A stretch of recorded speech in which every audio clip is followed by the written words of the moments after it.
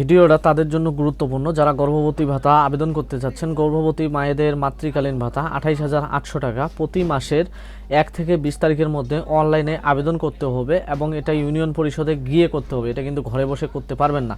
এখন আবেদন করতে আপনি যা যা কাগজপত্র সাথে নিয়ে যাবেন, গর্ভকালীন সময় হতে হবে 4 থেকে 6 মাসের মধ্যে, বয়স সীমা 20 থেকে 35 বছর পর্যন্ত হতে হবে, পরিবার পরিকল্পনা অধিদপ্তর হতে গর্ভকালীন সেবা কার্ড এএনসি কার্ড থাকতে হবে, জাতীয় পরিচয়পত্র থাকতে হবে। এই ভাতা প্রথম ও দ্বিতীয় সন্তানের ক্ষেত্রে পাবে। প্রতি মাসে 800 টাকা করে 36 মাস পর্যন্ত উক্ত ভাতা পাওয়া যাবে 28,800 টাকা। আর যারা আপনারা হচ্ছেন পৌরসভা এলাকায় বসবাস করেন বা শহর এলাকায়, তারা পৌর এলাকায় গিয়ে আপনার পৌরসভা অফিসে আবেদন করবেন এই ভাতা। এবং আমি আপনাদেরকে বলে রাখি যে সুবিধার্থে আপনারা যদি এই কয়েকটা নিয়মের বাইরে ভাতাটা আবেদন করতে চান তাহলে কিন্তু আবেদন করতে পারবেন না।